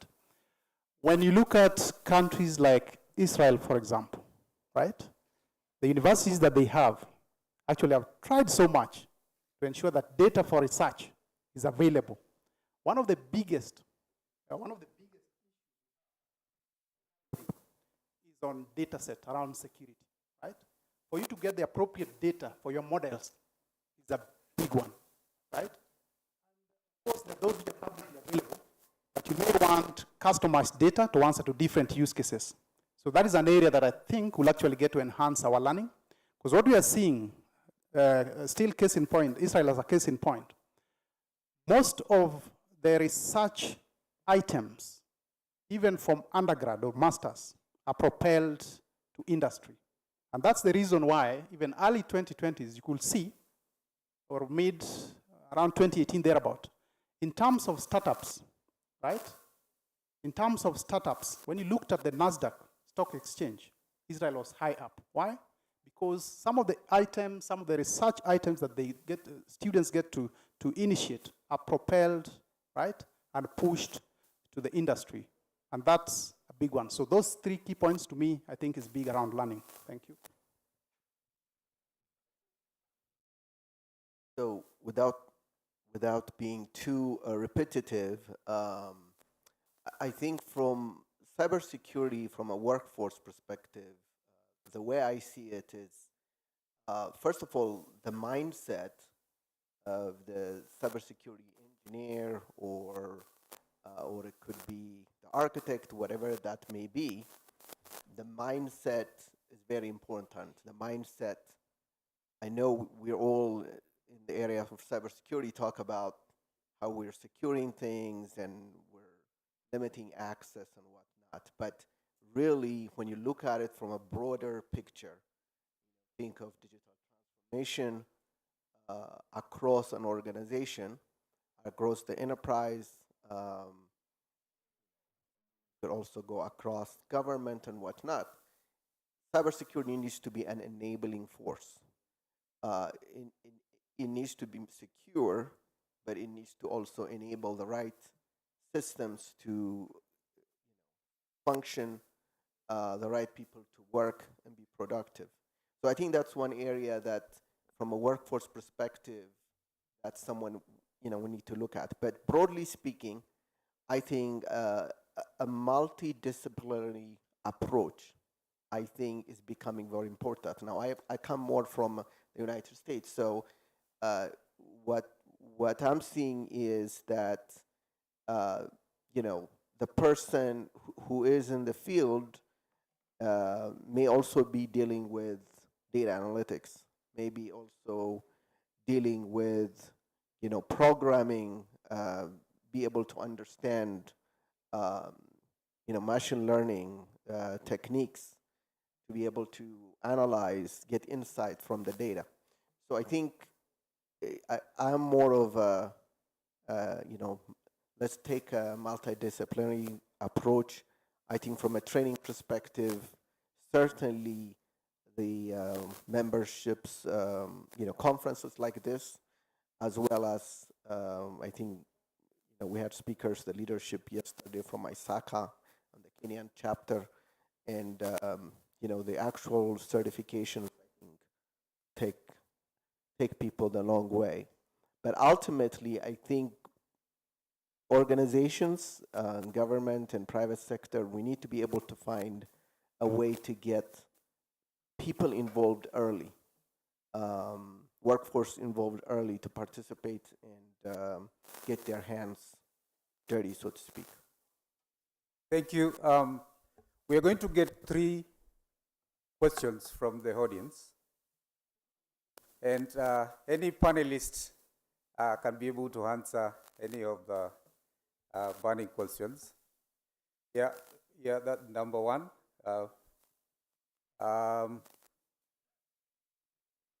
Number 2. Number 3. Okay, I will add 2 more.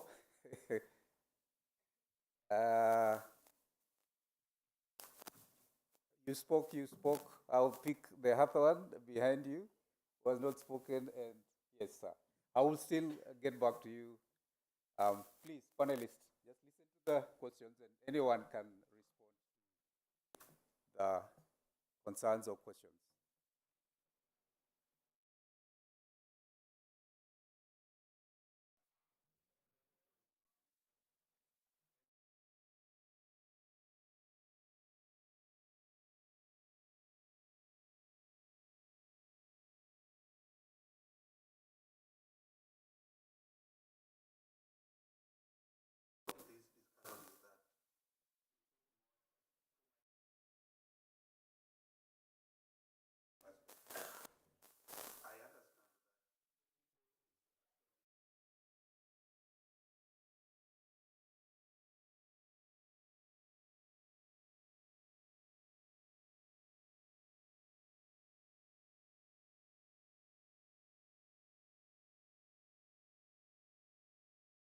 Next question, yeah, here.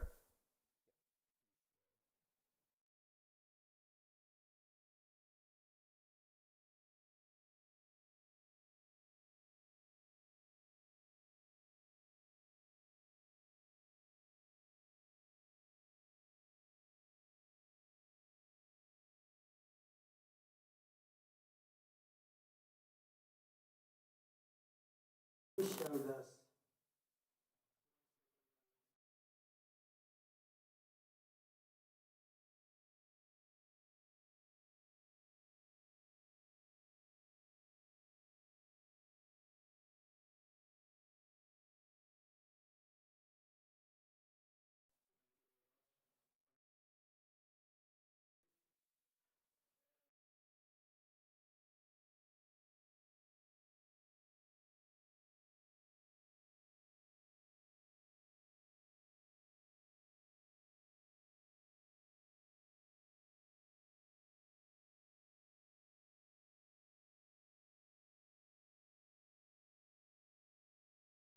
source it and open source it.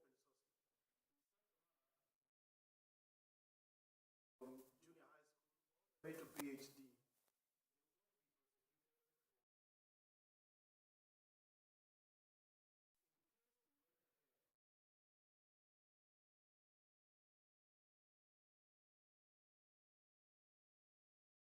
How to exploit it.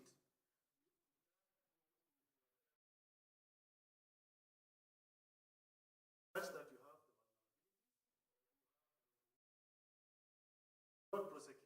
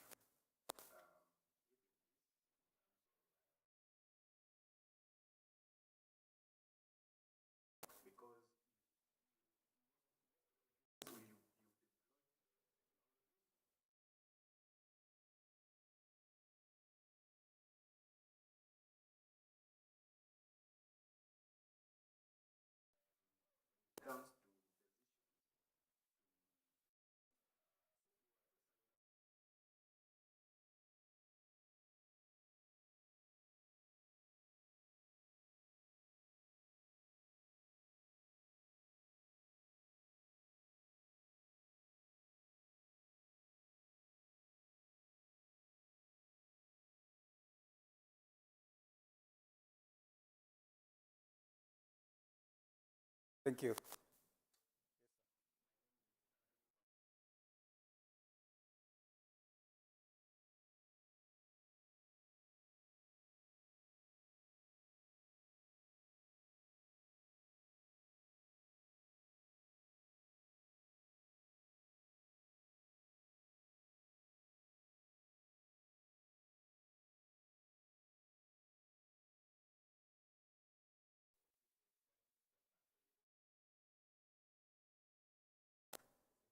Thank you. Speakers, kindly respond just to one question each.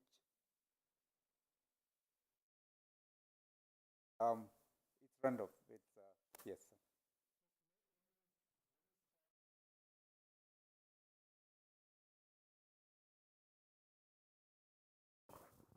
I know there's a question directed to a central banker. Let me just take that. But I think for the sake of this discussion, my response in any way will not reflect on the position of the bank. Right? It's purely my perspective based on my profession. Right? So kindly accept that it is not the position of the bank or any government entity. Now, in terms of development, I think that is big because, again, as has been cited by the speakers and even by you, I know really for you to consolidate security programs, the people bit is very key, right? Both from staff perspective, board perspective, EXCO perspective, all these cadres needs to be trained appropriately for them to understand risk. With the end game of each and every one of them being a risk manager, right? Because as we had said earlier,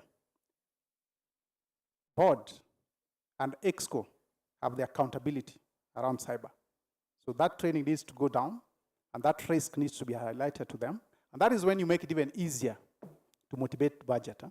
You cannot get into buying technology without the buying from board, without the buying from management as well. So that awareness around risk or cyber risk is very, very critical. Now, when you get to actual staff training within the cyberspace, it is important that you map those roles, again, based on structure, based on business objectives, do a training needs analysis, and ensure you get to develop staff for them to be in a position to perform or to deliver on their assigned roles. That is big, right? Because unless you have red teamers trained on red teaming, then you can be sure that you will not deliver 100%, right? Unless you have blue teamers trained on the technologies, right? And indicators of compromise and how to get to protect, you can be so sure that you will not get your intended KPIs around the same, right? Now, once you have trained and your people are able to deliver on job, right? The biggest bit, or rather the biggest challenge is what you are talking about, right? Flights, churn rate too high for cyber, right? Very, very high.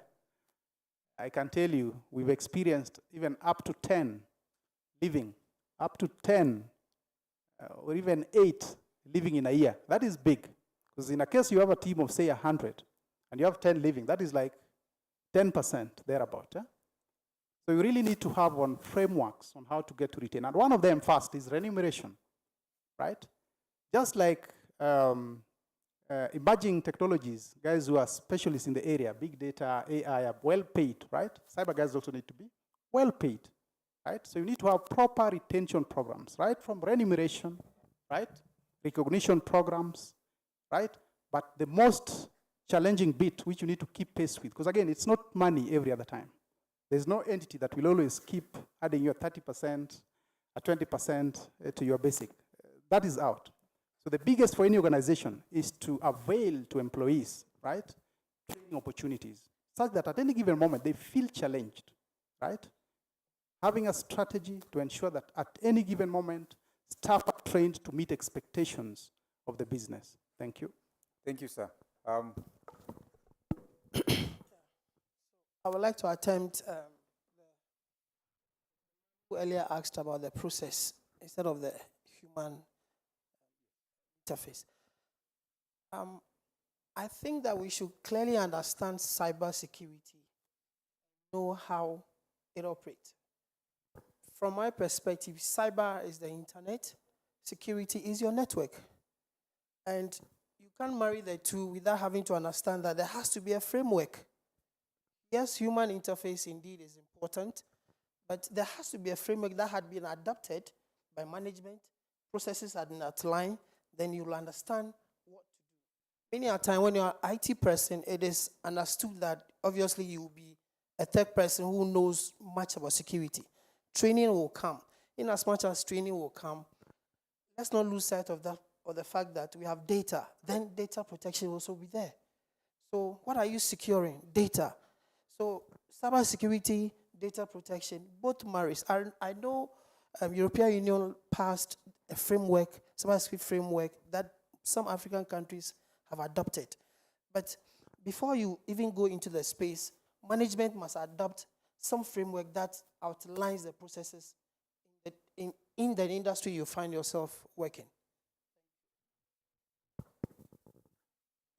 Allow me to respond to two questions from two delegates. One is on the competence of the boards to address the cybersecurity issues within the various organizations. I wish to say that if you look at boards of public sector entities, they're really bound by certain guidelines, which are, of course, outlined in Mwongozo and others. But then going forward, before I think there has been reliance on assumptions and goodwill that the board members would see some of these issues. And again, as fate had it, cybersecurity discussions have moved from equipment rooms or server rooms by the ICT into boardrooms. So now we look at the cybersecurity governance, risk management, and compliance issues being a direct responsibility of the boards. So what has happened in the Kenyan ecosystem, for example, is that the responsibilities have been outlined and have been well explained in the regulations. I'm talking about the cybersecurity regulations, which were enacted this year. So then that gives the board the mandate and the responsibility for availing adequate resources for cybersecurity initiatives. Again, it provides the board with the mandate of oversight of cybersecurity. And that goes with issues of reporting, as well as issues of making sure that there is a responsible, competent person and capabilities for those in the critical information infrastructure business. You need to have capabilities of cybersecurity operation centers. That is outlined in the law. So we are seeing a lot of movement, a lot of transition of board members, and we are supporting initiatives to give them a lot of sensitization as well as any technical skills that they know. I can confirm a few boards have reached out to us as NC4, and we've been able to build capacity to them. One of them, some of the boards have actually appointed one of the board members to be responsible for cybersecurity within those organizations. Now, on the issue of the young graduates from USIU, yes, what you've said is absolutely true. And I think this is the reason why we are seated here at University of Nairobi Towers. You know, that word towers was coined very well by the architect of this building. So from this tower, we are discussing what is the collaborative framework that the government, industry, and academia can have so that we can improve on the cybersecurity workforce. The challenge is, and the academia we are here, I am part of the academia, I'm talking about the traditional academia, is that the products from the academia are really hands-off. So the technical skills are theoretical, and the practical skills they obtain are wanting. Again, what we are doing about that is that in terms of intervention as NC4 is that the law has come up to prescribe that we need to have, as a nation, national cybersecurity standards, which includes national cybersecurity training guide, which will form the basis for development of curriculum and delivery of training. We liken this to training in medicine, training in engineering, where every institution that is providing training in medicine and engineering must have adequate practical training resources. So we are seeing that taking shape soon. I think that that guide is being developed. So very soon, all universities, all institutions providing training must demonstrate adequate training aids to give the hands-on skills that the industry so requires. Thank you. Thank you. Derek, 2 minutes. Okay, we are going to open a channel for Q&A when we come back from break, and we will be able to push in our questions, and they'll be answered at a session that is has been set aside for Q&A. Derek, 2 minutes. Okay, thank you. So mine is a bit short. So there's one question that came. Should we allow threat hunting? This is, again, I would say data is one thing that has given us hell lots of sleepless nights. So opening it up is what would be one of the biggest vulnerabilities. That is, that's why we also have solutions to mitigate. So basically what a hacker would do would come to environment. Some would come for gain in terms of publicity. Some would come for the dollar gain. Then we also have white hackers. Doesn't mean they cannot go wrong. So most of the time, have white hackers go wrong, where you only a white hacker because maybe I'm part of your red team. I test your system. Once I test your system, it goes to the blue team. But again, opening up this data, and you get to a point where we can have some of these solutions or in some of the institutions, and they don't even want to be used as a reference point because that's already a vulnerability. When we open it up, I think for sure that would be a great threat, and we can take what I just presented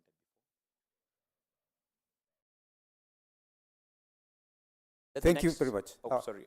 Yeah. Just wind up on Kamau's. So on that point of training, I think that's a space that's always very confusing. And again, from a vendor and technology perspective, I would actually want us to alliance in terms of the university. Cyber Pro 2. We can always have some 2 hours, 1 hour. We can always go through sessions. We have those labs that we go for free. We have technologies that we have interfaces that you can play with and can give you more hands-on. Thank you very much. Let's give a loud clap to our. That's just a sneak peek of the skills. Your questions will be answered. Any question that you have on cybersecurity, industry workforce will be answered. Thank you very much. Please, our panelists, you can get back to your seats as I hand over to.